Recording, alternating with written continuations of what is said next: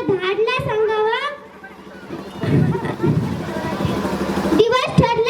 दिवस ठरला आणि त्याप्रमाणे प्रतापगडच्या पायथ्याशी खाणं, प्रतापगडच्या पायथ्याशी खाणं, प्रतापगडच्या पायथ्याशी खाणं, प्रतापगडच्या पायथ्याशी खाणं. अरे बेगुमान नाही त्याला जावं.